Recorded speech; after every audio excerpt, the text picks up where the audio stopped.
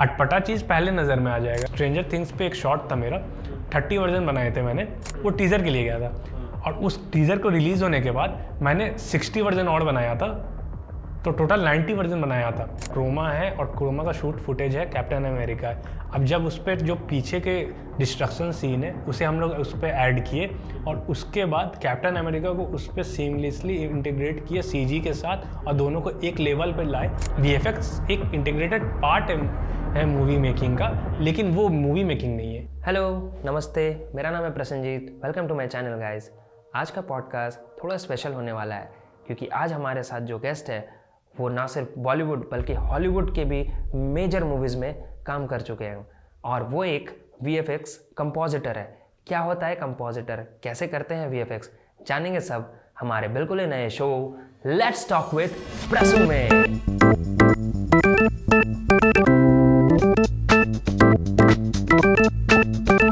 Rohit, welcome to the show. Thank you. कैसा लग रहा भाई? बहुत अच्छा लग रहा है, इतने दिन बाद बहुत मिले दिन हम बाद लोग। मिलने के अच्छा लग रहा है। अभी किधर पे हो भाई? अभी एट द टाइम तो जमशेदपुर में ही हूँ, बट जॉब मुंबई से ही कर रहा हूँ रिमोटली।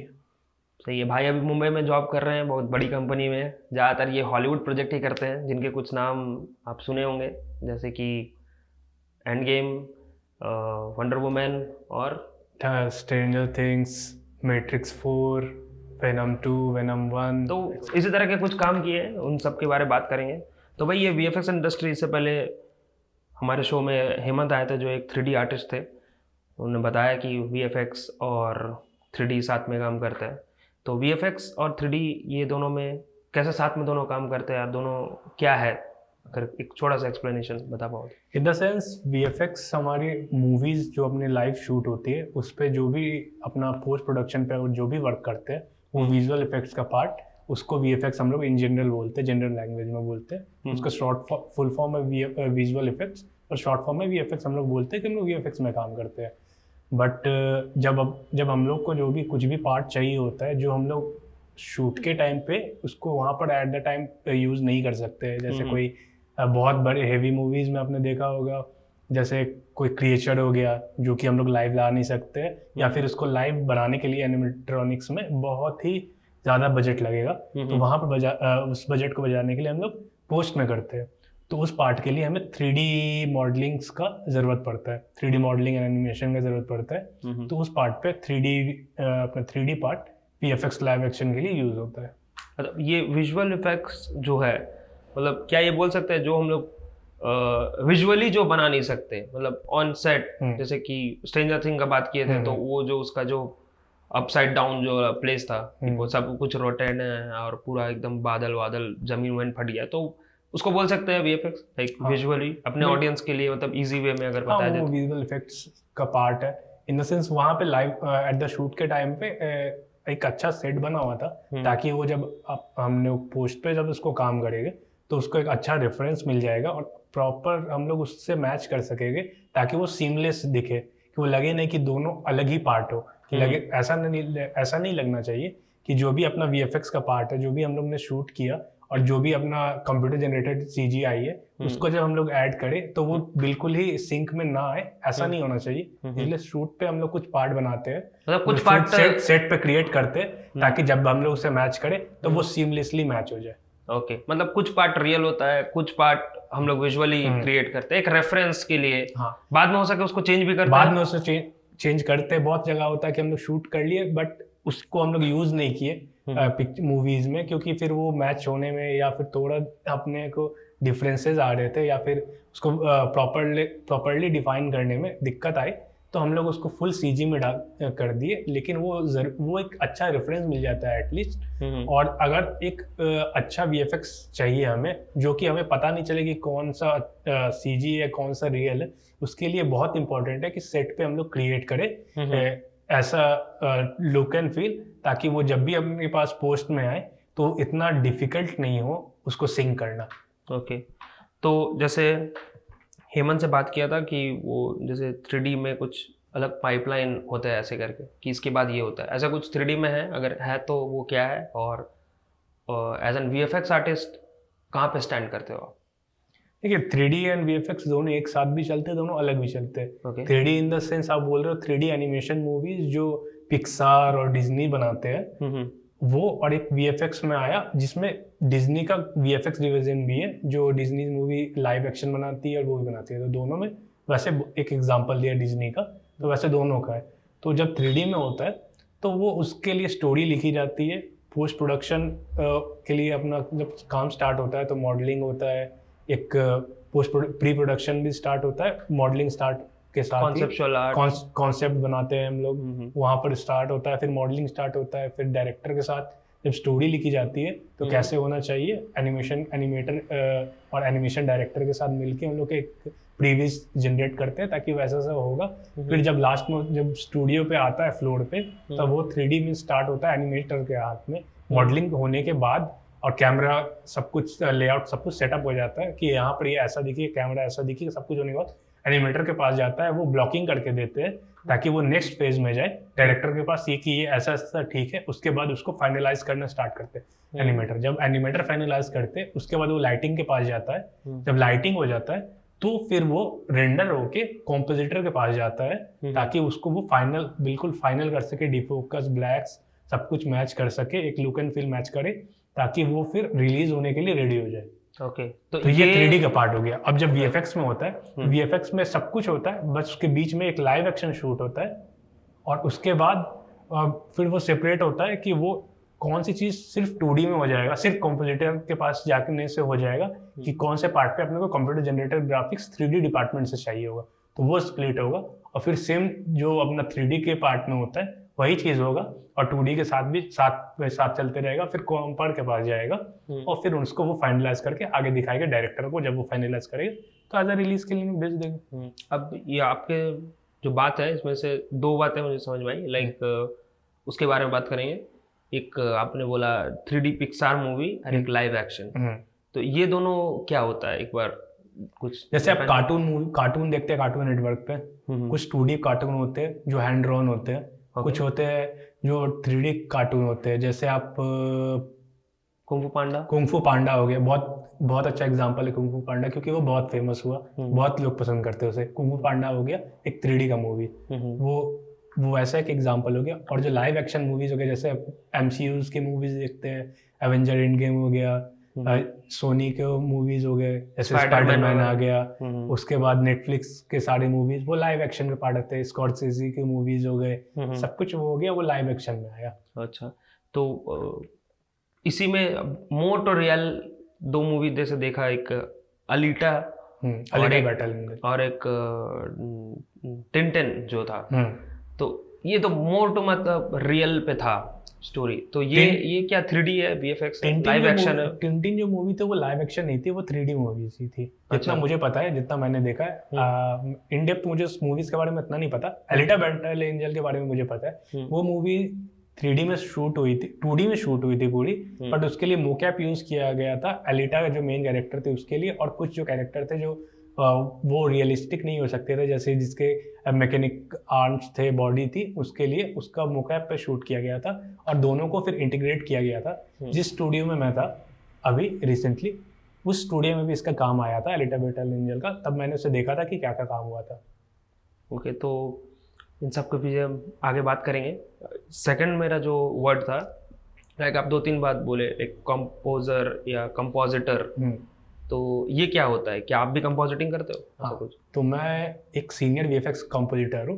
Okay. तो कंपोजिटर इन द सेंस आप कुछ 2-3 वर्ड समझ सकते हो। कंपोजिटर से आपको बहुत सारी चीजें मिली और उसे मिला सकते हो। तो जैसे टर्म कंपोजिटर हो गया। जब VFX कंपोजिटर जब हम उसे बोलते हैं तो उसका मतलब होता है जो भी शॉट अपना शूट हुआ, 3D से आया या 2D से आया, सारे एलिमेंट्स को लेके जब सब कुछ एक साथ रख के और सीमलेसली इंटीग्रेट कर दिया जाए, उसको सीमलेसली एक जगह पे मैच कर दिया जाए, और जब उससे फाइनल आउटपुट क्रिएट किया जाता है, जो पर्सन उसको क्रिएट करता है उसको कंपोजिटर बोलते हैं, और वो जो प्रोसेस है उसको कंपोजिटिंग बोलते हैं।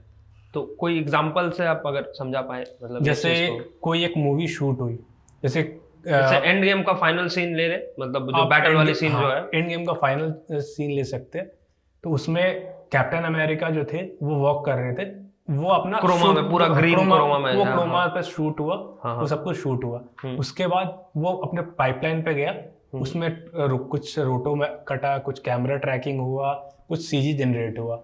वो हुआ जब सब कुछ का सीजी जनरेट होकर रेंडर आया और अपने पास क्रोमा है और क्रोमा का शूट फुटेज है, कैप्टन अमेरिका है। अब जब उस पर जो पीछे के डिस्ट्रक्शन सीन है उसे हम लोग उस पर ऐड किए और उसके बाद कैप्टन अमेरिका को उस पर सीमलेसली इंटीग्रेट किया सीजी के साथ और दोनों को एक लेवल पर लाए जब वो लगे कि हाँ वो सिनेमैटिक मतलब वो उसी एनवायरनमेंट में वो लगे कि वो एक ही जगह पे है। वो नहीं लगे कि कैप्टन अमेरिका अलग जगह पे है और जो सीजी का अपना एनवायरनमेंट बना वो मैच ही नहीं हो रहा। जब दोनों को एक जगह पर हम लोग करते हैं वो प्रोसेस है कंपोजिटिंग, और जो कर रहा है उसको पूरा प्रॉपर फाइनलाइज उसको कहते हैं कंपोजिटर। तो आप वही हो, तो मैं वही हूँ, वही कंपोजिटर। तो अभी आपने जो बोला कि पाइपलाइन में होता है लाइक रोटो, तो ये रोटो क्या होता है? सो जब हम लोग शूट करके आते हैं वो बिल्कुल फ्लैट 2D फुटेज होती है। अब ये बहुत बार मेंशन किया लाइक 2D 3D। 2D क्या होता है? 2D इन द सेंस कि 2 डायमेंशनल, एक ये बस, इसमें कुछ नहीं है, कोई इन्फॉर्मेशन और नहीं है, इतना ही है बस। तो हम जो शूट करते हैं, जो हम लोग शूट कर रहे हैं वो 2D है। जैसे अभी हम जो शूट कर रहे हैं इसको 2D बोलेंगे, इसको हम लोग 2D बोलेंगे। ये 2D फुटेज है अपना। अच्छा, ठीक है। जब इसे 2D फुटेज को किए और 3D फुटेज, 3D वो होता है जो हम लोग कंप्यूटर से जनरेट करते हैं। ओके। और जो हेमंत बताया था कि जो हेमंत मॉडल किया, उसको सीजी जनरेट किया, अपना एनवायरनमेंट जनरेट किया, उसको एक जगह प्लेस किया, तो वो 3D हो गया। हाँ। अभी VFX और एनिमेशन के टर्म में 3D ये हुआ। अब फिर ये 3D हेमंत बोल रहे थे लाइक उसमें जब वो बनता है तो ग्रे में रहता है, फिर वो टेक्सचरिंग आर्टिस्ट है, वो मेंशन किया कि वो टेक्सचरिंग करते हैं। उसके बाद एक डिपार्टमेंट होता है लाइक आप लोग मैच कैसे करते हो, लाइक उसके लिए क्या लाइटिंग का प्रोसेस रहता है? हाँ बिल्कुल, क्योंकि प्रैक्टिकल लाइटिंग अलग होता है, 3D लाइटिंग अलग होता है। हाँ बिल्कुल, वो होता है। जैसे अब हम शूट करके जाते हैं तो शूट के टाइम पे हमारे सीजी सुपरवाइजर भी जाते हैं और 2D शूट सुपरवाइजर भी जाते हैं। सीजी सुपरवाइजर वहाँ जब जाते हैं वो दो चीज़ें वो देखते हैं, लाइटिंग पॉइंट, लाइट कहाँ से बैठेगा। शूट के टाइम वो लोग शूट करते हैं, एक बॉल रहता है उनके पास, उस बॉल से शूट करते कि लाइट कहाँ कहाँ से आ रहा है। सेकंड, और एक और ग्रे कलर का उस पर बॉल रहता है कि वहाँ पर लाइट गिरेगा अगर फ्लैट सरफेस पे तो वो कैसा आएगा, उसके लिए वो अच्छा, वो डेडपूल में जो देखा था वो क्रोम का जो बना हुआ था पूरा ग्रे टाइप से, जो शाइन को पूरा मैच करा, वो लेके जाते हैं। तो उससे वो डेटा लेके जाते हैं और प्लस HDRI इमेजेस लेके जाते हैं कि जो भी इन्वायरमेंट का फुटेज है उसको 360 एंगल से वो लेते हैं, अलग अलग एक्सपोजर में, मतलब कुछ ब्राइट में कुछ डाउन में, सब कुछ लिए एक उसको इमेज लेके गए, लाइटिंग के लिए वो यूज हुआ।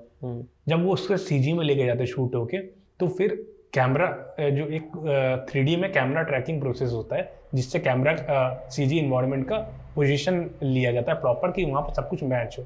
फिर वो जाता है लेआउट डिपार्टमेंट में, जब वहाँ पर उसे सेट करते हैं 3D, जब अपना मॉडल होके आता है तो उसको वहाँ पर एग्जैक्टली फिट करते हैं लेआउट डिपार्टमेंट। उसके बाद जब 3D मॉडलिंग जो भी चाहिए होता है, 3D मॉडलिंग करके उससे जब एनिमेटर के पास लेआउट पे दिया जाता है ताकि वो जैसा भी डिमांड है अपना वो डिमांड किया जाए, जब सब कुछ हो जाता है उसके बाद जाता है अपने लाइटिंग डिपार्टमेंट के पास। जब वो लाइटर होते हैं वो उसे लाइट्स अपना जो शूट मटेरियल है उससे मैच करते हैं लाइटिंग की कैसा दिखेगा।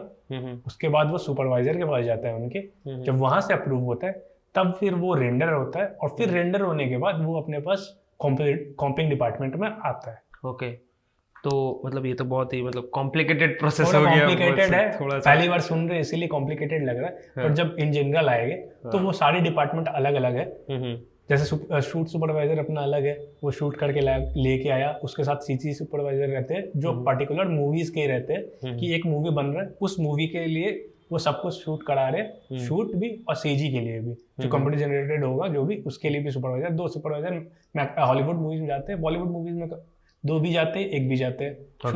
मतलब 3D बोल रहे हो आप, मतलब 3D का सुपरवाइजर, हाँ 3D का सुपरवाइजर और एक 2D का सुपरवाइजर। मतलब हॉलीवुड में भी होता है ये? हॉलीवुड में ही होता है मैक्सिमम, उसके बाद बॉलीवुड में ये स्टार्ट हुआ, काफी टाइम हो गया उसका। अच्छा, तो फिर यही भी होता है, वहां पर भी होता है। ओके, 7 years प्लस का एक्सपीरियंस, तो कैसा रहा एक्सपीरियंस? मतलब 7 years इतने कॉम्प्लिकेटेड जॉब आप लाइक कैसे, कहाँ से शुरू किए और कैसे शुरू किया और अभी तक आपको क्या लग रहा है कि कितना वर्थ इट था? और एज एन अभी सीनियर VFX कंपोजिटर बने तो पूरा जर्नी एक बार अगर थोड़े कुछ वर्ड में अगर बता पाए। एज ए स्टार्ट तो मैंने एज ए कॉम्पोजिटर ही किया था। अच्छा। कोलकाता में स्टार्ट किया था, उसके बाद मुंबई गया मैं एक छोटी सी स्टूडियो में, वहाँ काम किया। वहाँ पे जो अपने कॉम्पिंग के 3 पार्ट होते हैं, रोटो, प्रेप एंड पेंट एंड कॉम्पिंग, वो तीनों किए। ये तीनों थोड़ा डिफाइन करिए। हाँ, ये तीनों आपको डिफाइन कर देता हूँ मैं। रोटो जो होता है, जब अपना शूट मटेरियल आता है उसमें से कोई पर्टिकुलर पार्ट हमें चाहिए होता है कि वो बाहर निकल के आए, ताकि अगर उसके कुछ पीछे डाले तो फिर उसको वापस उसके ऊपर रख सके। तो वो उस जो प्रोसेस होता है उसके लिए हम लोग मैट जनरेट करते हैं पर फ्रेम, और उसी प्रोसेस को जो मैट जनरेट करके हम लोग एक्सट्रैक्ट करते हैं एफजी को, फोरग्राउंड को, उस शूट मटेरियल के बैकग्राउंड से, और उस प्रोसेस को बोलते हैं हम लोग रोटो।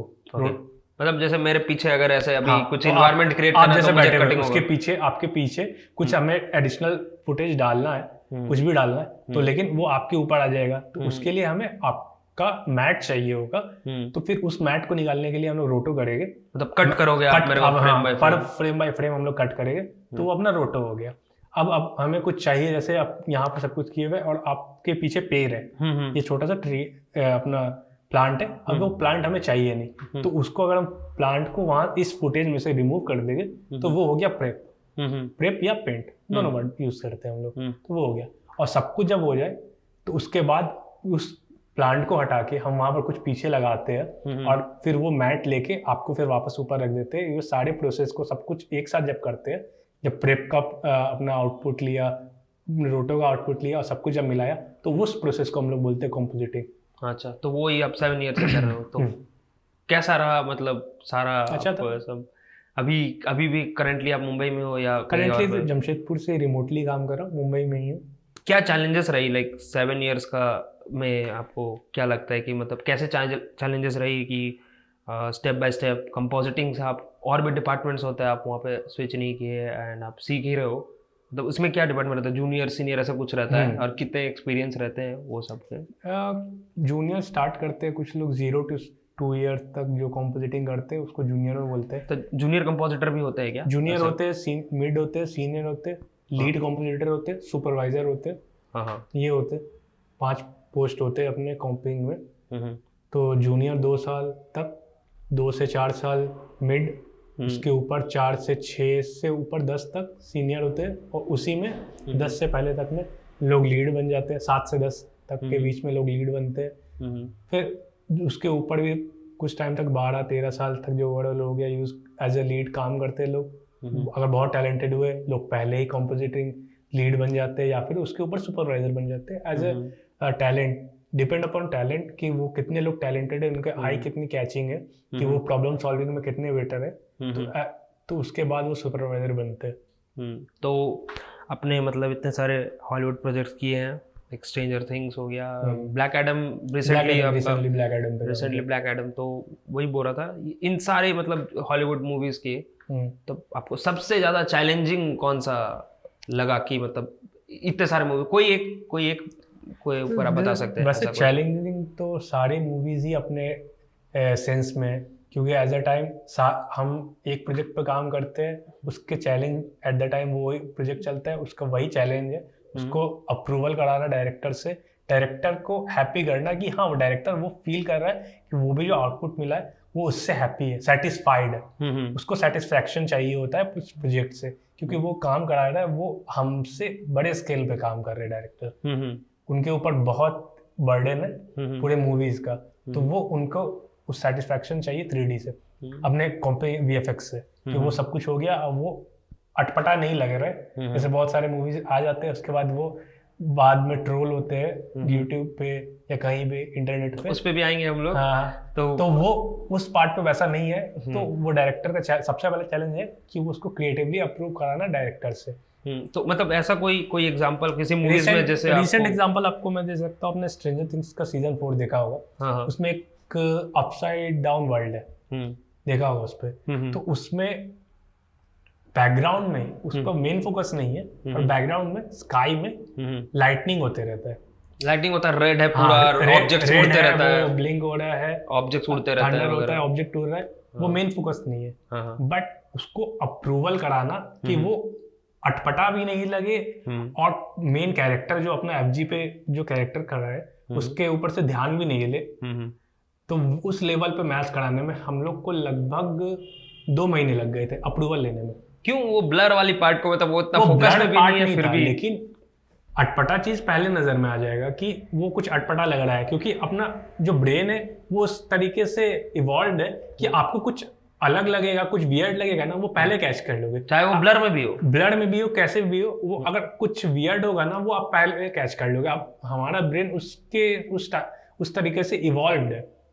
तो लेकिन इसीलिए वो लुक प्रॉपर फाइनलाइज होना चाहिए कि वो चीज अच्छा भी लगे और लोगों के नजर में वैसे नहीं है, लोग पहले देखे बोले हाँ वो अच्छा लग रहा है, लेकिन अपना स्टोरी पे से ध्यान नहीं जाना चाहिए। वीएफएक्स एक इंटीग्रेटेड पार्ट है मूवी मेकिंग का, लेकिन वो मूवी मेकिंग नहीं है, इसीलिए वो ध्यान नहीं हटाना चाहिए मूवी से। जो कि सही, बहुत बड़ा बात बोले, क्योंकि आज के डेट में क्या हो रहा है, सभी लोग वीएफएक्स मूवी का जो कल्चर इतना चल गया है कि सब लोग सोचते हैं कि वीएफएक्स ही फिल्म मेकिंग है, जो कि आपने बोला कि वीएफएक्स फिल्म मेकिंग नहीं है, वो एक टूल है जिससे हम लोग उसको प्रेजेंट करते हैं किसी फिल्म को, जो हम लोग विजुअली प्रेजेंट नहीं कर सकते। मगर क्या मतलब, जो आप बोले कि ये स्ट्रेंजर थिंग्स तो हॉलीवुड मूवी है जिसपे एक ब्लर पार्ट को भी इतना डिटेल में आप लोग दे रहे हैं, क्या बॉलीवुड में भी ऐसा होता है? क्या बॉलीवुड में डिपेंड ऐसा होता है? करता है, मेन डिपेंड करता है डायरेक्टर एंड प्रोड्यूसर पे, कितना टाइम दे रहे हैं उस मूवी पे और किस क्वालिटी पे होनी चाहिए। जैसे अभी ब्रह्मास्त्र आई थी, वो अपने काम किया ब्रह्मास्त्र? मैंने ब्रह्मास्त्र पर काम नहीं किया, बट मैंने उसे इन डेप्थ देखा था, क्योंकि जिस स्टूडियो में वो हुआ था उसी स्टूडियो में मैं काम कर रहा था। अच्छा। तो मेरे फ्रेंड्स काम कर रहे थे, मेरे कलीग्स काम कर रहे थे, तो मैंने उसे शूट मटेरियल से फाइनलाइज तक का पूरा प्रोसेस देखा है, वो कैसे काम हुआ फुल। मतलब ब्रह्मास्त्र आपका हाँ मैंने हुआ? हाँ पूरा, क्योंकि वो और भी जगह कहीं शेयर हुआ है? थोड़ी बहुत और जगह हुई है, लेकिन वो उस स्टूडियो का मतलब को प्रोड्यूस्ड है वो मूवी वहाँ का ही को प्रोड्यूस्ड है। अच्छा। तो उसे मैंने स्टार्ट टू एंड देखा, मैंने कैसे शूट हुआ, कैसे काम हुआ, कहाँ पर क्या दिक्कत आ रहा था, कहाँ क्या रीशूट हुआ, क्योंकि उसके सुपरवाइजर से भी मेरे अच्छे जान पहचान थे, क्योंकि मैंने उनके साथ एवेंजर इंडियन पे काम किया था। अच्छा। तो अच्छे जान पहचान हो गई थी। उसके बाद जो कॉम्पोजिटर्स थे, जो 3D आर्टिस्ट थे, साथ में काम कर रहे थे 3 साल से, तो फिर अपनी जान पहचान हो गई थी। तो मुझे दिख रहा था कि वहाँ पर क्या है, क्या दिक्कत हो रहा है, क्या हो रहा है, क्या शूट पे आगे जा रहा है, क्या दिक्कत हो रहा है, सब कुछ पता चल रहा था। मैंने देखा किस क्वालिटी में काम हुई, कहाँ पर आगे पीछे क्या हुआ, कैसा एलिमेंट्स आ रहे थे, 3D से कैसा आउटपुट आ रहा था।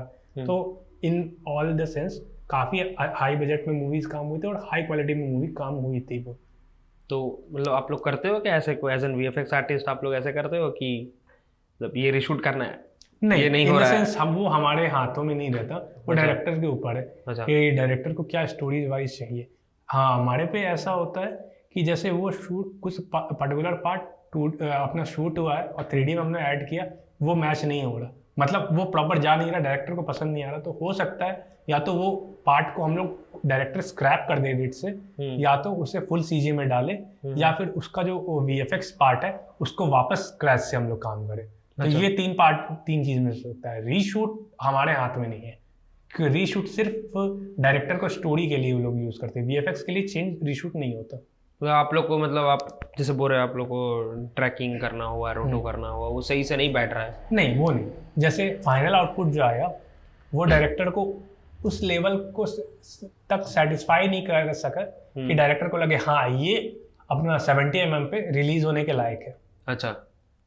उसको अगर डायरेक्टर सेटिस्फाइड नहीं है तो आप समझ लीजिए कि ऑडियंस सेटिस्फाइड होना बहुत मुश्किल है, क्योंकि डायरेक्टर बहुत टाइम से मूवी देख रहा है, क्योंकि वो डायरेक्टर जब काम करता है वो उसे पहले से इमेजिन करता है वो कैसा दिखेगा। कोई भी पार्ट अगर आप शूट करने जाते हो तो आप स्टोरी लिखते हो तो सोचते हो कि वो 70 mm पे, टीवी पे, स्क्रीन पे कैसा दिखेगा, वाइड में कितना दिखेगा ऐसा। हाँ, तो वो पसंद आएगा कि नहीं, कुछ खराब लग रहा है, कुछ चीजें, वो सब वो सोच के चलता है। तो जब तक डायरेक्टर सेटिस्फाइड नहीं होता, वीएफएक्स अपने एंड से खत्म नहीं होता। मूवी कभी कभी बहुत सारे जगह पे होता है कि मूवी रिलीज हो जाती है स्क्रीन पे और ओटीटी के लिए भी हम लोग उसे फिक्स करते हैं। अलग से होता है ओटीटी के लिए, मतलब हाँ, मूवी के लिए अलग बनता है, वीएफएक्स वीएफएक्स और ओटीटी के लिए अलग। कुछ पार्ट होता है कि जैसे हमने चेंज कर दिया। जैसे आपने मूवी देखा होगा डॉक्टर स्ट्रेंज, अभी जो आई मल्टीवर्स, ओके, उसमें कुछ सीन में था छोटा सा, बहुत मेजर चेंज नहीं था, छोटा सा चीज था बीजी में, उसे डायरेक्टर को पसंद नहीं आया था। बीजी बाय द वे बैकग्राउंड को, ठीक है, तो डायरेक्टर ने उसे चेंज करवाया। जैसे कुछ एक हाउस था, मतलब शूट हो चुका, रिलीज हो चुका, उसके बाद भी वो लोग चेंज करा था। ओटीटी रिलीज हुआ उनका, अच्छा। डिज्नी प्लस पर उनका रिलीज हुआ, उसके लिए उन्होंने चेंज कराया, क्योंकि बाद में वो टीवी रिलीज होगा, सब कुछ होगा, थोड़ा सा चेंज करा दिया, क्योंकि वो चलते रहता है, हो जाता है, मूवी रिलीज का डेट आ गया। और वीएफएक्स डिपार्टमेंट से उनको हुआ, डायरेक्टर बोले ये छोटा सा चेंज है, हम ओटीटी के लिए कर देंगे। कभी किया, कभी नहीं किया। ऐसा दोनों तरफ से होता है कि ये हो गया फाइनल, लॉक हो गया मूवी, ये शॉर्ट लॉक हो गया, ये हो गया खत्म। डायरेक्टर बोले ओके, इससे ज्यादा कुछ नहीं करना इस पे, तो वो खत्म। तो अभी सबसे फेमसली जिसके बारे से बहुत बातें हो रही थी, उस मूवी के बारे में बात करेंगे, आदिपुरुष। बताइए क्या कहना आपका आदिपुरुष के बारे में? आदिपुरुष अच्छी मूवीज है, मूवी है, उसमें थोड़ी सी अंतर, डायरेक्टर का जो डिमांड है और वीएफएक्स का डिमांड है वो थोड़ा सा क्लैश कर रहा है। सारा कुछ नहीं, लाइटिंग सब कुछ एक जगह है, बस उसमें एक ही दिक्कत है, जो एंड में जो डिमांड आया है फाइनल कॉम्पिंग का, पार्टिकुलरली हम लोग इतना समझ सकते हैं कि वो फाइनलाइज प्रोडक्ट नहीं है, वो एक टीजर है, क्योंकि मूवी जब रिलीज हो गई उसके बाद क्या आउटपुट होता है और जो टीजर में होता है वो अनफिनिश्ड होता है। टीजर कभी भी जो रिलीज होता है वो अनफिनिश्ड प्रोजेक्ट रहता है। अच्छा। क्योंकि मैंने भी टीजर्स पे काम किए, जैसे मैंने आपको एग्जांपल देता हूँ, मैंने स्ट्रेंजर थिंग्स पे एक शॉट था मेरा, 30 वर्जन बनाए थे मैंने, वो टीजर 30 वर्जन बनाए थे, वो टीजर के लिए गया था। और उस टीजर को रिलीज होने के बाद मैंने 60 वर्जन और बनाया था, तो टोटल 90 वर्जन बनाया था। तो आप समझ रहे कि उतने ड्राफ्ट चेंज हुए अपने टीजर से रिलीज, अपना जब ओटीटी रिलीज हुआ उस टाइम तक में। सो अभी जो मूवीज पे आया है वो, बल्कि यूट्यूब पे आया है, वो आप समझ लो कि वो अनफिनिश्ड है। आप उसे इतना ही सोचो कि वो अनफिनिश्ड पूरा नहीं हुआ है। हाँ, जो भी क्रिटिसिज्म उसका हुआ है तो उससे वो और बेटर जाएगा कि ये पसंद नहीं आ रहा, यहाँ पे ये दिक्कत है, यहाँ पे वो दिक्कत है, तो डायरेक्टर भी सोचेगा, प्रोड्यूसर भी सोचेगा, क्योंकि काफी बजट लेके वो मूवी बना रहे हैं और वो चाहेंगे कि मूवी अच्छा लगे, एक इंटरनेशनल लेवल पे उस मूवीज की बात हो। तो मतलब उसके जो कैरेक्टर्स लाइक बात करें तो बहुत ज्यादा मतलब 3D दिख रहे हैं वो। हाँ, तो उसको वो फाइनलाइज नहीं है, वो 3D इसलिए दिख रहा है वो प्रॉपर फाइनलाइज नहीं है, उसमें लाइटिंग में और कॉम्पिंग में अभी उसमें काम करना बाकी है, मतलब वो कंप्लीट नहीं हुआ है अभी तक मूवी। आप लोग मतलब ट्रेलर से ही पता चल रहा है इन द सेंस कि आदिपुरुष जो है वो अपना कंप्लीट फुटेज अपना नहीं है, कंप्लीट मटेरियल वो आया नहीं है, क्योंकि टीजर रिलीज होने के बाद यूट्यूब पे मूवी और जो मूवीज करने के बीच में बहुत सारे ड्राफ्ट्स बनते हैं, बहुत सारे चेंजेस आते हैं। जैसे मैंने आपको एग्जांपल दिया स्ट्रेंजर थिंग्स का, जो मैंने किया था, टीजर का फुटेज था, उसके लिए 30 वर्जन बनाए थे और उसके बाद 60 वर्जन और बनाए, तब जाके वो फाइनलाइज हुआ। तो टोटल 90 वर्जन बने। वैसे ही आदिपुरुष जो भी है अभी, उसका रीशूट भी थोड़ा बहुत हो रहा है और वीएफएक्स में हो रहा है चेंजेस, क्योंकि वीएफएक्स के एज ए कॉम्पोजिटर मुझे भी आया था न्यूज़ कि वो कॉम्पिंग वो उस पर काम चल रहा है और थोड़ा वो एक्सटेंड हो गया है। तो मतलब इसीलिए अभी वो 5 महीना और बढ़ा दिया है। हाँ, क्योंकि वो कुछ रिलीज से पहले शूट भी होगा थोड़ा बहुत, जितना मुझे सुनने में आया है। कुछ चीज़ें 3D में अपने वीएफएक्स में चेंजेस होगा, जैसे अपना कॉस्ट्यूम हो गया, जैसे बहुत सारी बातें हुई थी, वो हनुमान जी लेदर पहने हुए, तो वो चेंज होगा। उसके बाद हेयर जो है अपना रावण का वो चेंज होगा।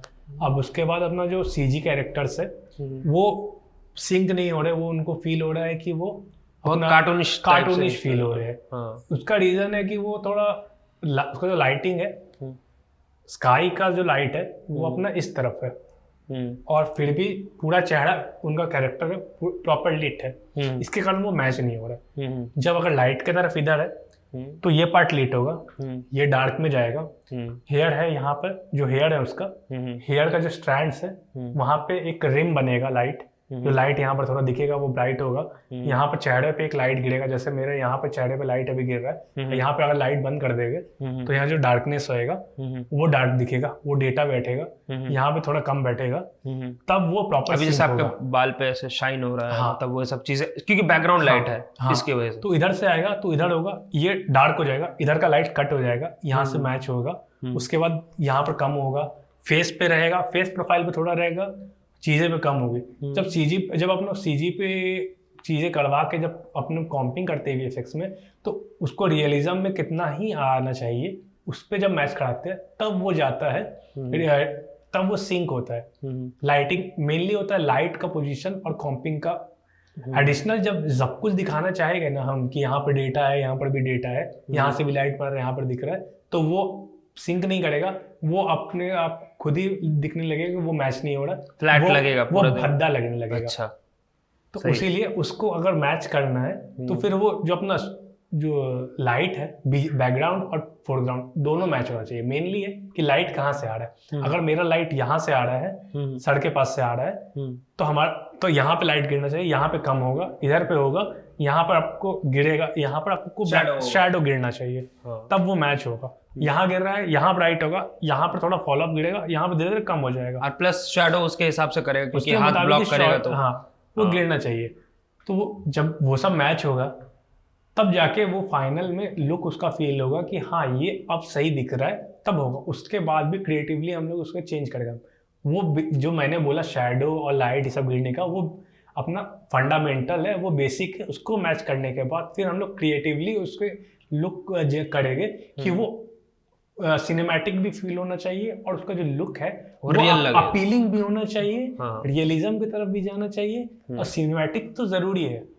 सिनेमैटिक और अपीलिंग आप लोग एक टर्म पे रख सकते हैं, क्योंकि अपना जो रियल लाइफ है और सिनेमैटिक है, रियल लाइफ जो आंखों से देखते हैं वो सिनेमैटिक से ज्यादा अपीलिंग फील होता है। अच्छा, क्योंकि जब हम लोग अपील कोई भी सिनेमा या कुछ अगर कोई टीवी सीरीज देखते हैं, हम लोग उसके तरफ तब अट्रैक्ट होते हैं जब हम लोग अपील करते हैं।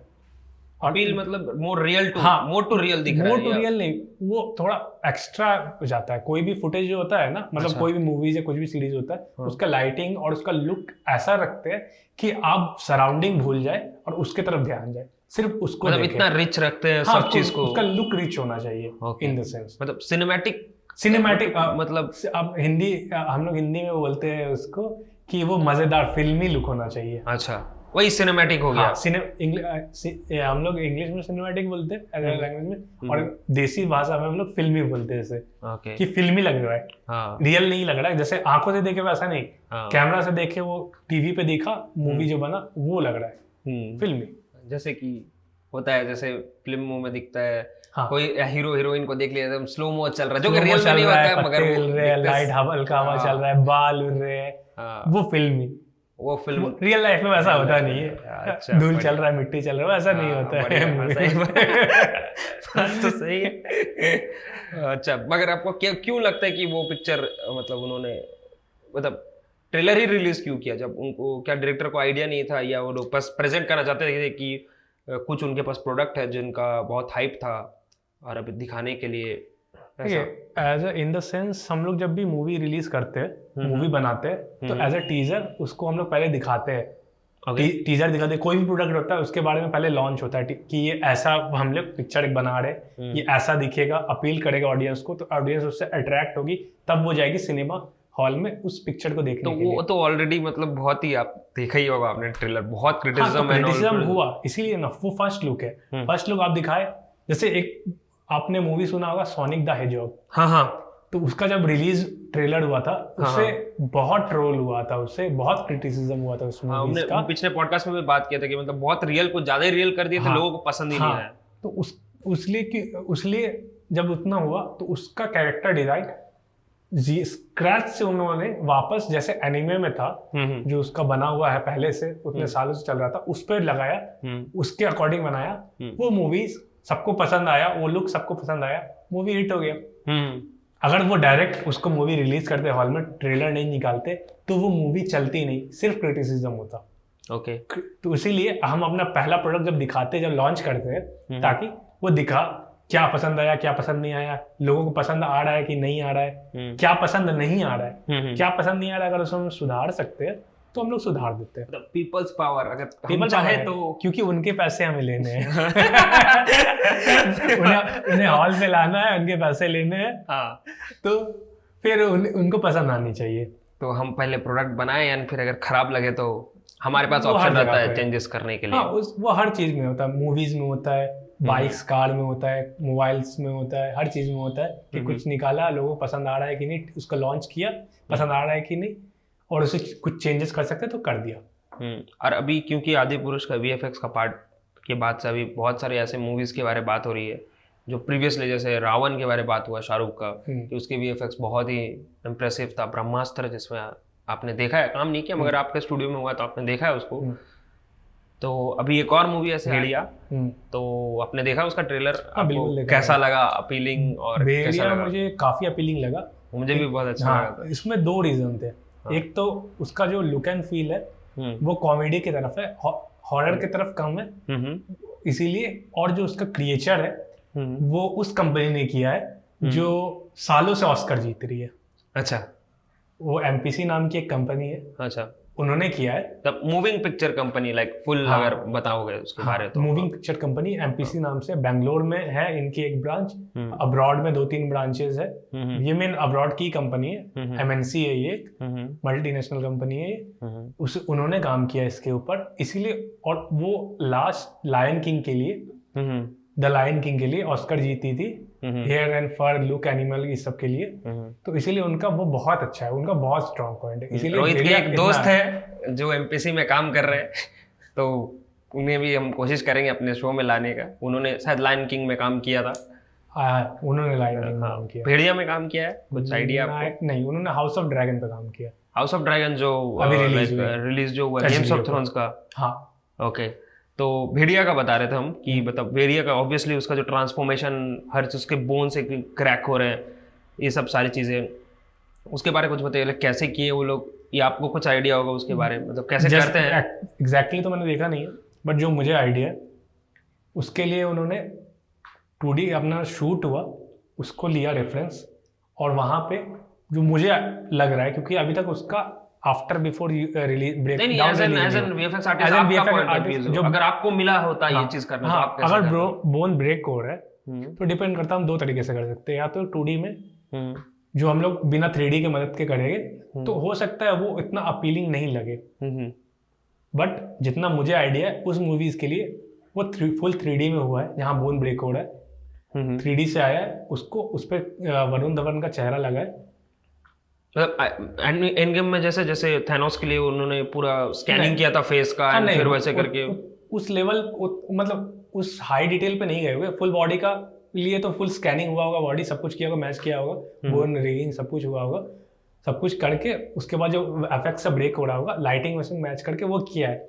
फेस के लिए एग्जैक्ट फेस जो है उसका शूट हुआ हुआ, उसको हम लोग 2D कॉम्पिंग में उस फेस को वहाँ लगा के, और थोड़ा सीजी का पार्ट और थोड़ा स्कैन का, मतलब शूट मटेरियल का, तो सीजी कैरेक्टर जो अपना था वो बना उसका, और जो शूट हुआ है उसका फेस, दोनों को मर्ज करके हमने बैठाए गए हम लोग, ताकि, क्योंकि फेस को एनिमेट करना और उसको रियलिज्म लुक में लाना वो थोड़ा डिफिकल्ट है, क्योंकि अपने ब्रेन को वो फील हो जाता है कि वो रियल नहीं है कैरेक्टर। जो बॉडी में वो रावण वाला जो है नहीं, वो वैसे उसमें जैसे सैफ अली खान का सब 3D किए तो बहुत अजीब सा लग रहा था। एक्चुअली वो 3D नहीं, वो 2D में ही किया हुआ है, बट वो उस लेवल पे किया हुआ है कि वो सब कुछ मैच नहीं हो रहा। उसका आंखें कहीं और दिख रही है, कि एक हेड का यहाँ कहीं और दिख रहा है, दूसरे कहीं और, हेड उसका फ्लोटिंग हो रहा है, फ्लोट कर रहा है।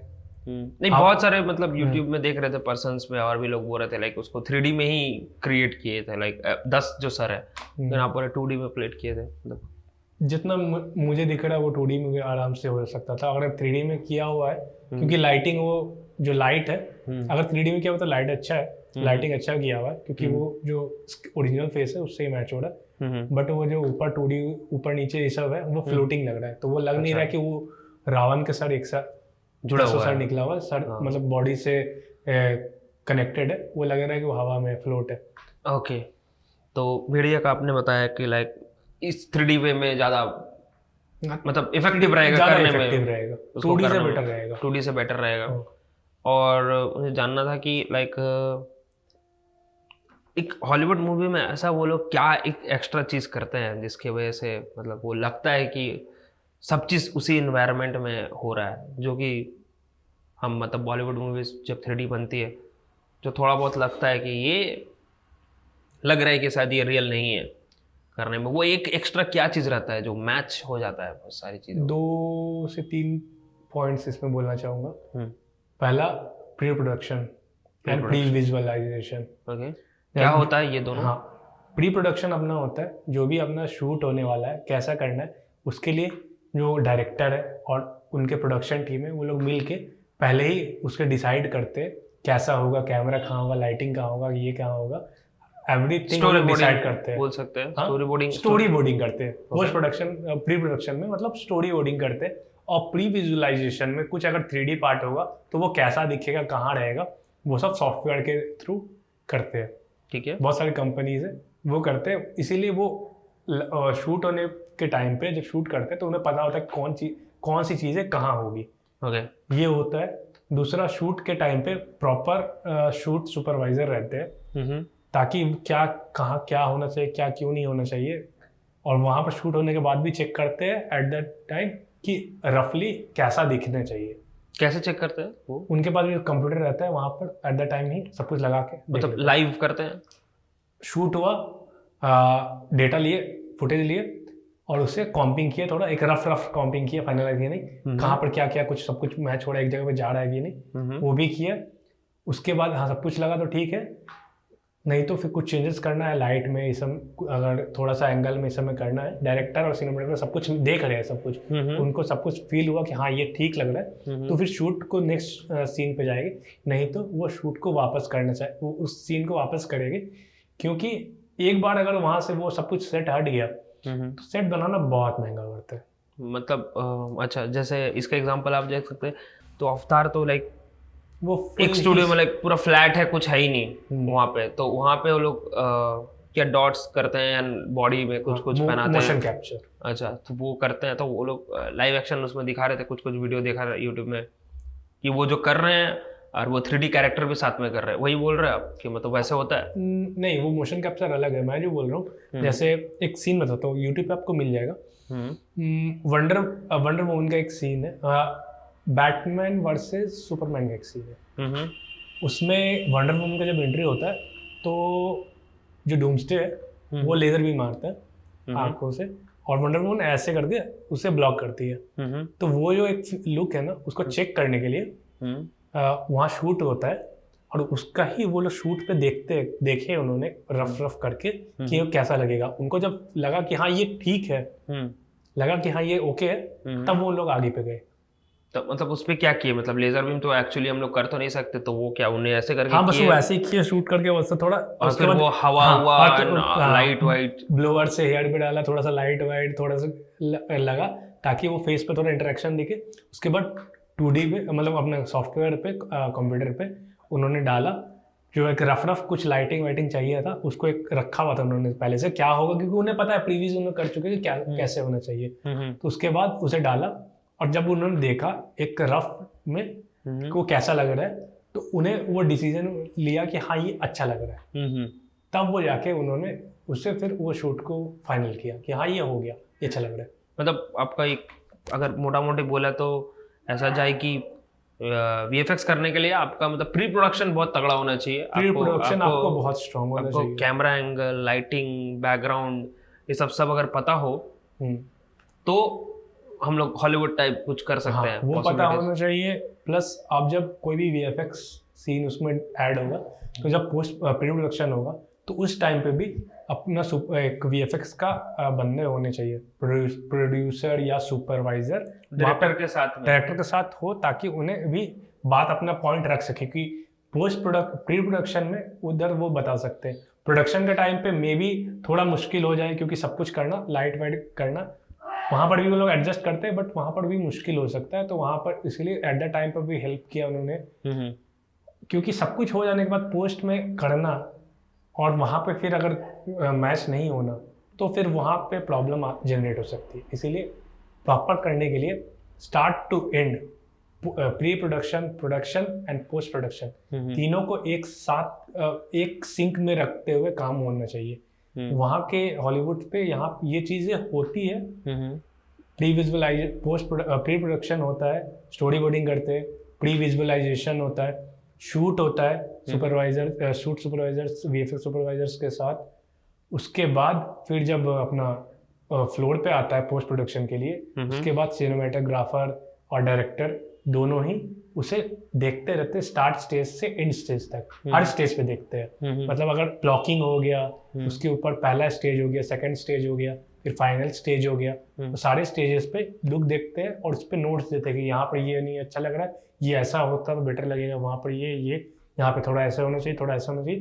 तो डिफरेंट सब कुछ स्टार्ट टू एंड तक बहुत सारे ड्राफ्ट्स बनते हैं पोस्ट प्रोडक्शन में भी, तब जाके उनका फाइनल लुक क्रिएट होता है। ओके। इसीलिए मेन है टाइम, और जो लास्ट पॉइंट था मेरा टाइम, क्योंकि जब पोस्ट पे आता है तो अबंडेंट टाइम जब डायरेक्टर देते हैं ना मूवी को, तब एक शॉट को, तब जाके वो शॉट अच्छा बनता है। अबंडेंट टाइम मतलब प्रॉपर टाइमिंग चाहिए। मतलब अगर एक चीज को अगर कुछ भी करने के लिए, अगर जैसे एक सिमिलर एग्जांपल देता हूँ, पीछे मेरा क्रोमा है, ग्रीन स्क्रीन है, ठीक है, उसके पीछे कुछ प्लेट लगाना है। अभी मैं बोलता हूँ एज ए आर्टिस्ट 1 दिन लेते हैं, और डायरेक्टर बोलता है नहीं 1 घंटे में चाहिए। ओके। मैं बोलते हैं एक जेनरिक सिनेरियो बोल रहा हूँ, 1 घंटे में देते हैं, तो क्वालिटी कहाँ पर अच्छी मिलेगी? ऑब्वियसली 1 दिन बाद वाले तो 1 दिन वाले में अच्छी मिलेगी, स्टार्ट टू एंड बनेगा। 1 घंटे में भी एक वर्जन बन जाएगा, बट क्वालिटी जो फिनिश होगी वो 1 दिन वाले में होगी। यानी 1 दिन जो बोलते हैं 8 से 12 घंटा, 8 घंटे के लिए शिफ्ट होती है, पर थोड़ा एक्सटेंड करके 12 घंटा हम लोग पकड़ लेते हैं। जेनरिक शिफ्ट होता है जो भी मूवीज में होता है, 8 मूवीज शूट VFX में 8 आवर्स का शिफ्ट होता है, तो 1 दिन वो हुआ। तो अगर उसको बोलते हैं तो उस क्वालिटी में 1 घंटे वाली क्वालिटी में और 8 घंटे वाली क्वालिटी, यानी 1 दिन वाली क्वालिटी में जमीन आसमान का फर्क आ जाएगा। ऑब्वियसली हाँ। तो लुक एंड फील में तो वही कहना है कि जब अबंडेंट टाइम मिलेगा एक आर्टिस्ट को एक प्रॉपर क्रिएट करने के लिए, तब जाके एक मूवी अच्छी बनेगी। लेकिन कभी कभी ऐसा भी होता है ना कि ज़्यादा टाइम देने से भी वो बहुत ज़्यादा लैग हो जाता है वो चीज़ें। नहीं, ऐसा नहीं है। अगर टाइम बहुत दिया हुआ है डायरेक्टर का, ऐसा नहीं है कि अगर उस प्रोजेक्ट को दिया हुआ है कि 3 महीने का टाइम दिया है, जैसे बोलते हैं, उसका कोई शॉट है कि वो 2 या 3 वर्जन में उसे पसंद आ गया, तो ऐसा नहीं कि उसमें 10 वर्जन वो खेलेगा। ओके। वो पसंद आ गया, वो फाइनल होके रखा गया, जैसे काम नहीं होगा। जैसे स्ट्रेंजर थिंग्स में आप बोले कि देख आपने 30 वर्जन बनाया, हाँ, एंड फिर 30 वर्जन में से कोई एक पसंद आया, एंड उसके अलावा फिर आपने 60 वर्जन और बनाया। हाँ, तो ये 30 वर्जन क्या था, मतलब ट्रेलर के लिए था? हाँ, नहीं, काम जो होता है वो फाइनल के लिए ही होता है। ओके, तो 30 वर्जन आपने फाइनल के लिए ही किया करके सोचा था? तो फिर वो टीजर के लिए रिलीज हुआ। ओके। 30th वर्जन जो था वो टीजर के लिए रिलीज हुआ। ठीक है। उसके आगे जब गया फाइनलाइज करते हुए, अब अप एंड डाउन चेंजेस, इधर उधर थोड़ा बहुत चेंजेस करते करते वो 60 वर्जन शॉर्ट बन गया। ऐसा नहीं कि 60 वर्जन और बनाने थे।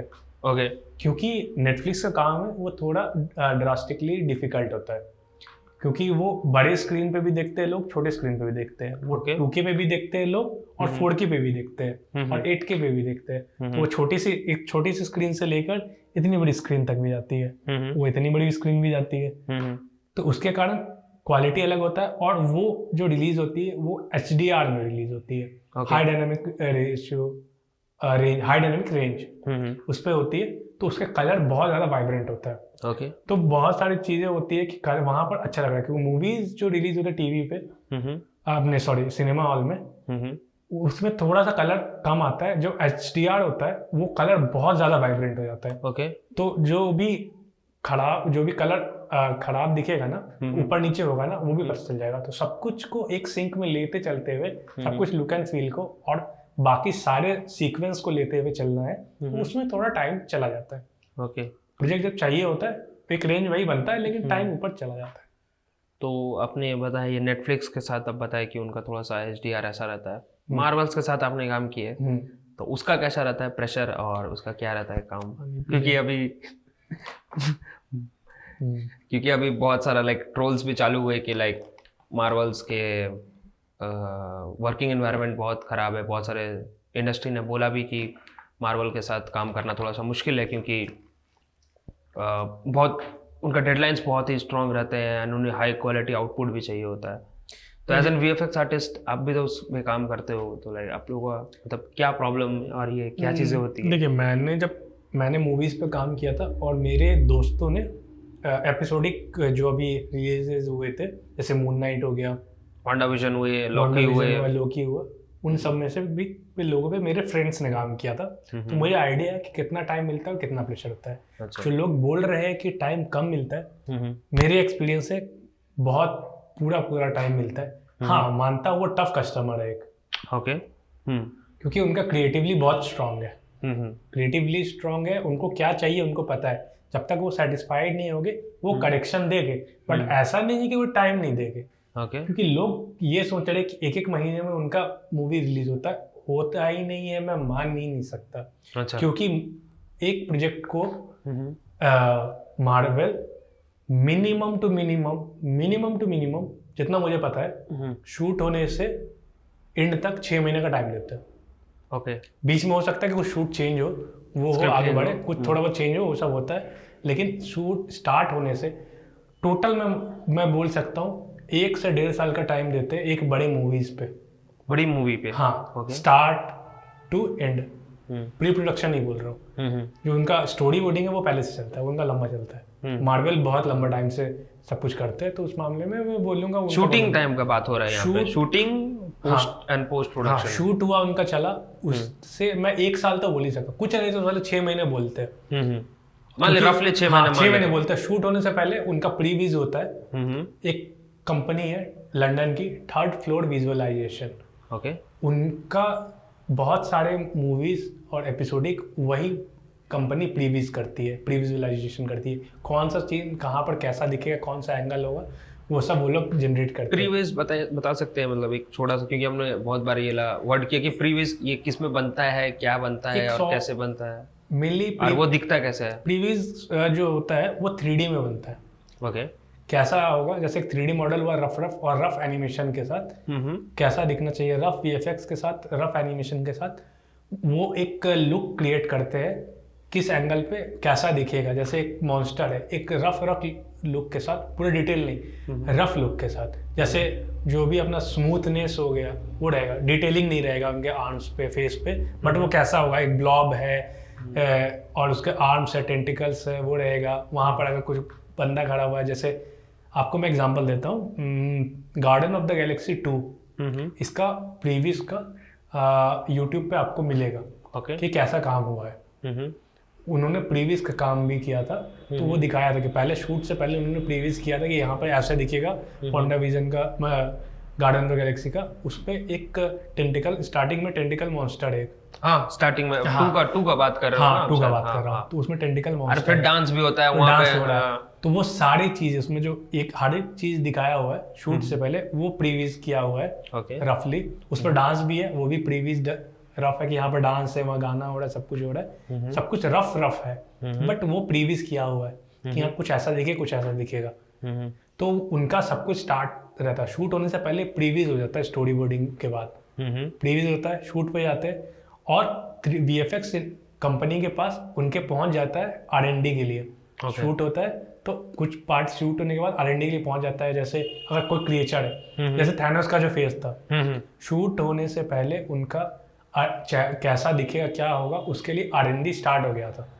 कि फेस में है, फेस पे पोर्स है, जब स्ट्रेच होगा तो कैसा पोर्स दिखेगा, जब ये मुंह खोलेगा तो कहाँ स्किन कहाँ जाएगा, आँख पे क्या जाएगा, सब कुछ वो सारे R&D है।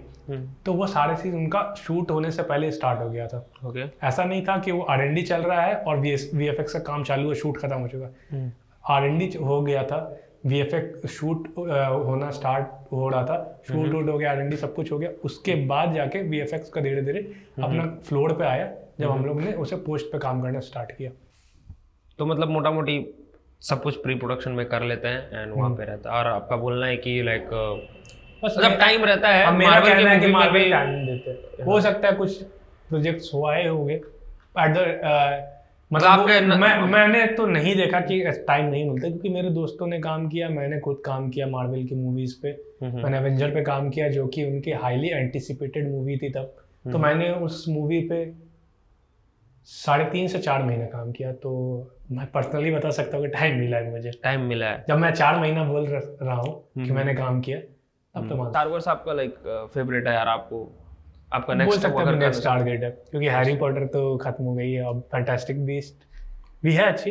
आपने काम किया उसमें फैंटास्टिक बीस्ट का कुछ आइडिया? मैंने एट द टाइम काम नहीं किया था, मैंने देखा उसका इंटरनली कि जब काम हो रही थी तो बहुत अगल बगल ही हो रहा है। हाँ, तो बगल में काम हो रहा है, दोस्तों के साथ बैठ के देख लिया क्या काम हो रहा है, बहुत अच्छा काम हो रहा है। मतलब help as a helper help किया मैंने, मतलब डायरेक्ट उस पे काम नहीं किया। लेकिन बीइंग लाइक बहुत सारे स्टार वॉर्स के जो फैंस होते हैं, like I can tell you, हाँ आप बोल सकते हो कि स्टार वॉर्स पसंद होता है, फैन हूँ मैं। अच्छा, तो इसी वजह से उस पे काम करना है। क्योंकि अभी पहला था मेरा काम करना मार्वल पे, तो हो गया। God bless. कितने सारे मार्वल्स के मूवी में काम किया है? बहुत ज़्यादा मार्वल पे नहीं काम किया मैंने। लाइक फिर भी बड़े तो किया, लाइक एंड गेम बोल दिया आपने, Endgame फिर काम किया, वेनम के दोनों पार्ट पे काम वेनम किया। सोनी है शायद, या है एक्चुअली सोनी की ही, बट है वो है मार्वल कॉमिक पे ही। ओके। तो वो काम किया। स्पाइडरमैन में काम किया आपने? स्पाइडरमैन पे काम नहीं किया। आई गेस 3 मूवी पे काम किया मैंने। ओके। और व्हाट अबाउट मैट्रिक्स? इतने साल बाद आया, मैट्रिक्स पे काम किया उसका विजुअलाइज कैसे किया? मतलब आप लोग कैसे करते हो लाइक विजुअलाइज? जैसे कि एक छोटा सा एग्जांपल लेते हैं, जैसे वो टेलीपोर्टेशन वाला इफेक्ट्स जो होता है, आप हैरी पॉटर में एक अलग तरह से टेलीपोर्टेशन होता है, फैंटास्टिक बीस्ट में एक अलग तरह से टेलीपोर्टेशन होता है, थोड़ा बहुत सेम ही है, बट लूपर में एक अलग तरह से टेलीपोर्टेशन है।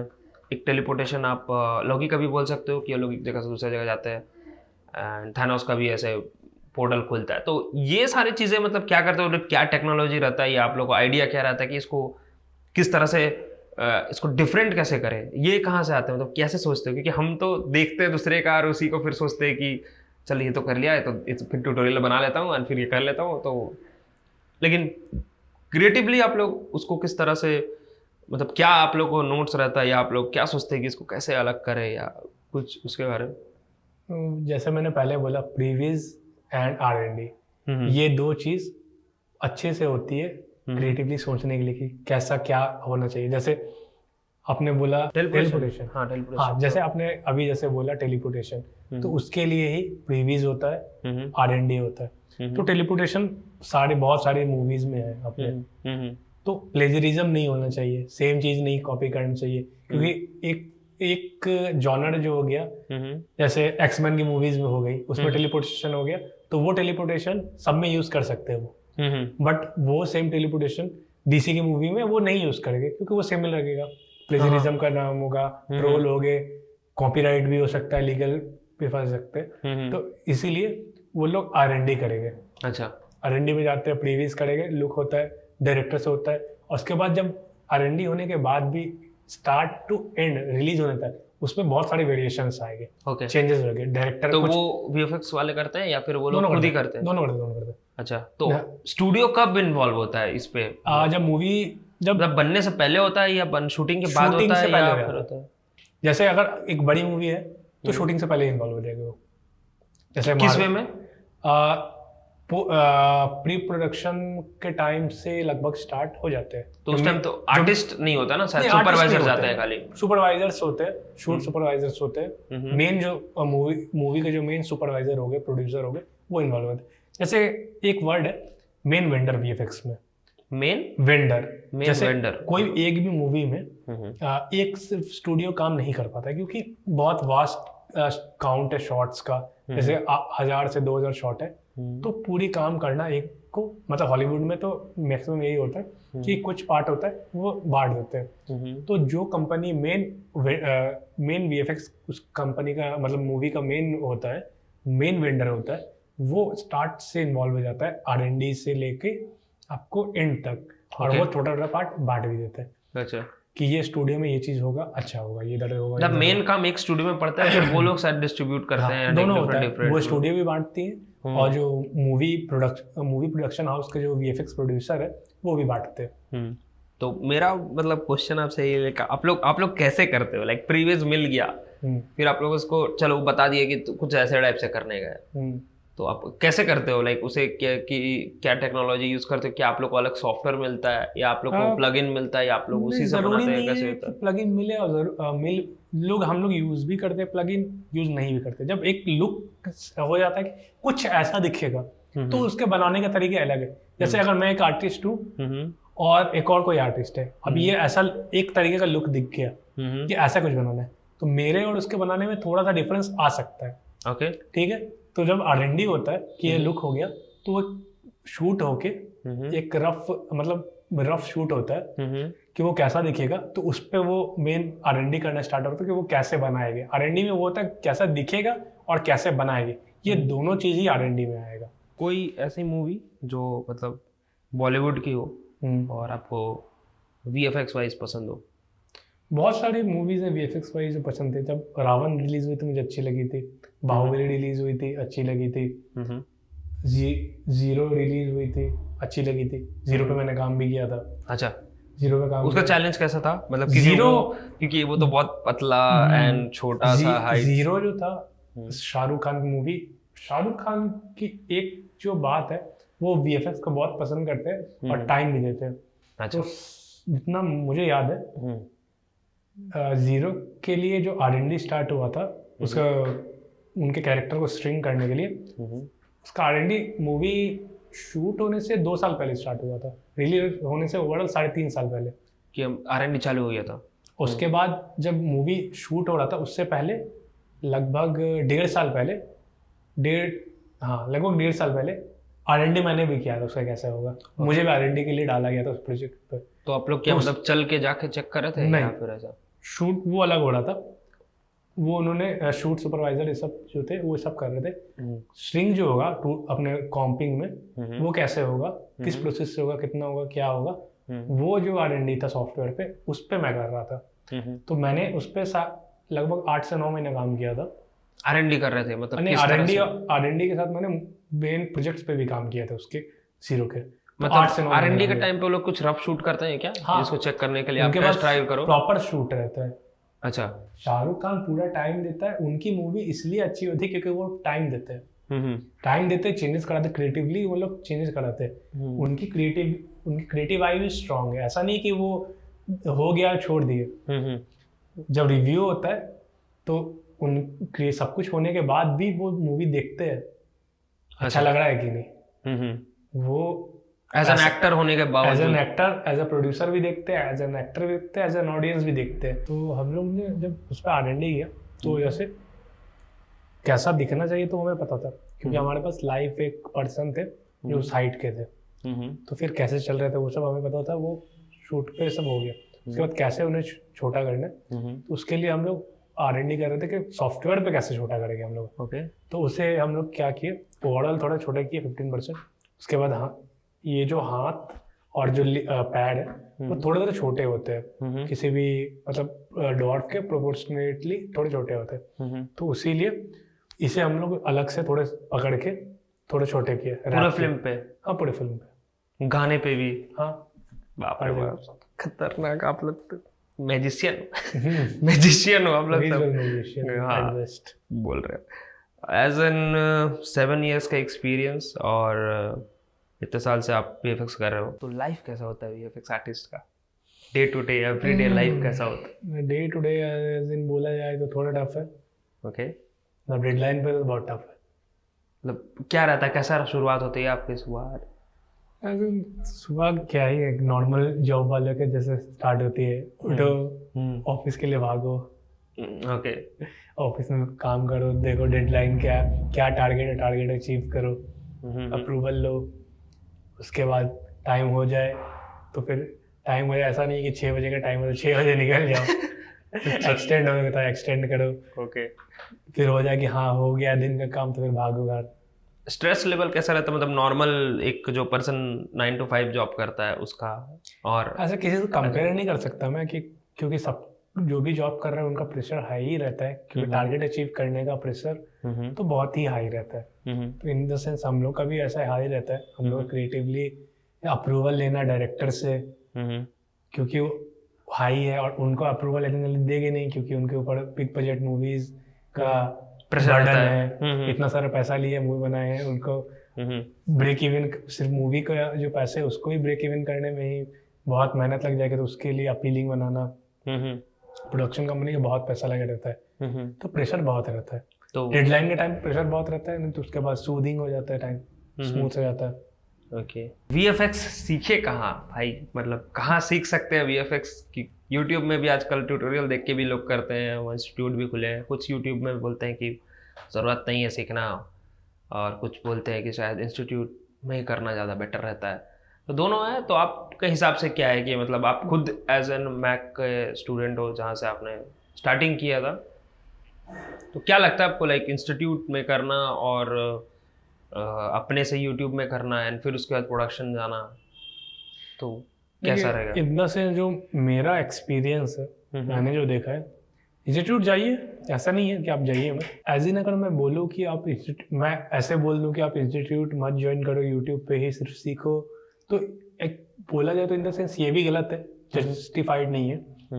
बट मेरे एक्सपीरियंस के अकॉर्डिंग आप इंस्टीट्यूट में कितना सीखोगे उसका कोई गारंटी नहीं है। आप अच्छे जगह कहीं ज्वाइन कर लिए तो आप काफ़ी अच्छे लेवल तक सीख लोगे, और कई जगह पर आप हुआ तो आप इतना नहीं सीख पाओगे जो आपका लाइफ में काम आए। क्योंकि जितना मैंने मेरा लाइफ एक्सपीरियंस, जितना मैंने लोगों को देखा है, आप कितना भी सीख लो, एटलीस्ट इंडिया में ऑनलाइन मतलब इंस्टीट्यूट्स में, जब आप प्रोडक्शन में आओगे तो आपको पता चलेगा आपने कुछ खास सीखा नहीं है। ओके हाँ, क्योंकि हर एक मूवी अलग होता है, हर एक चीज नॉर्मल टूल्स भी आपको फील होगा कि आपने उतना कोई खास सीखा नहीं है, क्योंकि इंस्टीट्यूट में बहुत सारे सॉफ्टवेयर्स होते हैं, आप बहुत दिन नहीं पढ़ते, और बहुत जगह होता है कि जो फैकल्टीज होते हैं वो फ्लोर के एक्सपीरियंस उनके पास उतना नहीं रहता है। ओके तो अगर फ्लोर का एक्सपीरियंस उनके पास अच्छा है तो आपको फ्लोर का जो सिखाएंगे कि वो मूवीज पे काम किए, कैसे किए, क्या किए, टैकल कैसे किए, तो वो आप काफी अच्छा सीख लोगे, जो आपको मतलब प्रोडक्शन में मिलता है ना।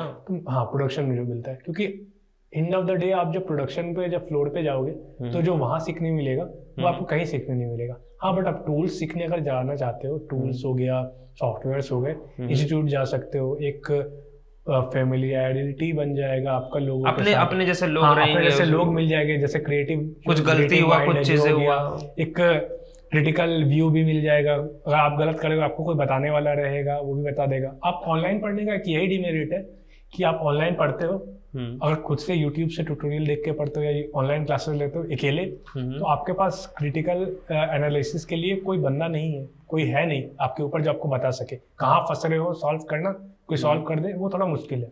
देखिए वही होता है, मैंने देखा कि यूट्यूब में क्या होता है कि अगर आप कोई चीज सीख लिया ना, गड़बड़ कहीं पे फंस गए, तो क्या होता है कि उसको बताने वाला तो कोई है नहीं, फिर उसके लिए क्या करना होगा, उस प्रॉब्लम के लिए आपको फिर यूट्यूब में खोजो कि वो प्रॉब्लम क्या है, पता चलेगा। उसमें एक्स्ट्रा टाइम किलिंग भी होगा। अगर मेरे पास इंस्टीट्यूट में अगर एक कोई फैकल्टी या कोई सर या अपने कोई सीनियर्स रहे जिनको हम डायरेक्ट पूछ सकते हैं कि देखो हम यहाँ पे फंस रहे तो बता सकते हैं, तो वो एक कल्चर मिल जाता है इंस्टीट्यूट्स में। तो डेफिनेटली इंस्टीट्यूट मतलब हाँ, रहता है। अगर आप अफोर्ड कर सकते हो इंस्टीट्यूट जाना तो श्योरली इंस्टीट्यूट जाइए, क्योंकि जो आप टेक्निकली फंसे होगे कहीं पर, वो आपको एक गाइडेंस मिल जाएगा, वो आपको बता सकते हैं, आपको एक लोग मिल जाएंगे सेम आपके जैसे, सेम लेवल पे लोग मिलेंगे, तो मे बी आप देखोगे आपसे ज्यादा कोई मेहनत कर रहा है, तो आप उसको देख के थोड़ा और ज्यादा अब मेहनत करना स्टार्ट करोगे, तो कंपटीशन का भावना भी होगा, इंस्पायर्ड भी हो सकते हैं। कंपटीशन देखो, क्योंकि सीखोगे तभी जब कोई साथ में उसी लेवल, एक ही रेस में जब अकेले दौड़ोगे तो मे बी आप स्लो हो सकते हो, थोड़े फास्ट हो सकते हो, कुछ भी हो सकते हो, या फिर आप कहीं पर थक के रुक जाओ। कोई साथ में रहेगा तो हो सकता है कि आप तेज भी दौड़ो, या फिर आप अगर आप कहीं रुको तो आपको कोई ड्रैग करके आगे तक लेके जाने के लिए पुश करे। मतलब पॉसिबिलिटीज है। तो इन द सेंस ये नहीं बोलूंगा कि आप मना ही कि जाओ नहीं, अगर आप अफोर्ड कर सकते हो तो बिल्कुल जाओ, एकदम जाओ। एक बहुत ही बेसिक चीज़ है कि मतलब क्या अगर ज्वाइन करते हैं एकदम बेसिक पेमेंट क्या होता है। लाइक अगर कोई VFX में ज्वाइन करता है, प्रोडक्शन कोई भी प्रोडक्शन पे ज्वाइन करता है, जैसे आपने बताया अपने स्टार्टिंग पे कोलकाता में जॉब किया, फिर अपने मुंबई में स्विच किया, एंड फिर उसके बाद और भी कंपनीज में धीरे धीरे किए, ग्रोथ किया आपने, तो वो स्टार्टिंग कोई भी अगर ज्वाइन करता है तो क्या होता है उसका, मतलब क्या प्राइस आपको लगता है कि एट द टाइम जो पे स्केल पता है, स्टार्टिंग का रफ बता सकता हूँ, एग्जैक्ट नहीं बता सकता हूँ, आपके टैलेंट के ऊपर कम भी हो सकता है, ज्यादा भी हो सकता है, कंपनी क्या ऑफर कर रही है एग्जैक्टली नहीं बता सकता हूँ, रफ बता सकता हूँ। हाँ, रफली 15 to 20,000 के आसपास एज अ फ्रेशर मिल सकता है। डिपेंड करता है कहाँ पे हायरिंग कितना है, क्या है, वो भी डिपेंड करता है टैलेंट पे। क्योंकि आप जब भी उस पर अप्लाई करोगे दो चीज होगा, एक तो आपका शोरील देखेंगे, आप जो भी बनाओगे, आपका पोर्टफोलियो बनाओगे वो देखेंगे लोग, जो भी HR रहेंगे, वहाँ के जो हायरिंग मैनेजर रहेंगे वो देखेंगे, और दूसरा हो सकता है आपका टेस्ट ले या फिर वर्बल टेस्ट ले। तो आपका नॉलेज किस लेवल पे, उसके अकॉर्डिंग आपको एक पे स्केल मिलेगा। हो सकता है आपको ज्यादा मिल जाए क्योंकि आप टैलेंटेड हो, आपका नॉलेज अच्छा है, हो सकता है आप उतने नॉलेजेबल नहीं हो, आपको ट्रेनिंग का जरूरत पड़ेगा, इसलिए थोड़ा कम दे दे। ओके, तो रफ रफ है, तो रफ रफ है। रफली 15-20 समझ सकते हो। चलिए, इसी के साथ आज का पॉडकास्ट यहीं ख़त्म करते हैं, ठीक है। तो हम थैंक यू करते हैं रोहित को हमारे पॉडकास्ट में आने के लिए और हमारे गेस्ट बनने के लिए। अगर आपको इस VFX इंडस्ट्री के बारे में या और भी कुछ जानना हो इस इंडस्ट्री के बारे में तो मुझे कमेंट करके ज़रूर बताओ। हम उसके बारे में, VFX के बारे में या और भी उस कल्चर के बारे में बातें करेंगे रोहित से। फिर बुलाएंगे अपने पॉडकास्ट में, फिर बातें होंगी इनके बारे में इन डेप्थ। अगर आपको रोहित को फॉलो करना है या उसके कुछ वर्क देखने हैं तो मैंने डिस्क्रिप्शन में उनके सारे लिंक्स को डाल दिया है, तो आप जाके उसे चेक कर सकते हो। और प्लीज़ भाई को सपोर्ट करो क्योंकि अपने लोग हैं, सब जमशेदपुर के हैं, तो प्लीज़। तब तक के लिए मैं हूँ प्रसून, मिलता हूँ आपसे, बाय बाय।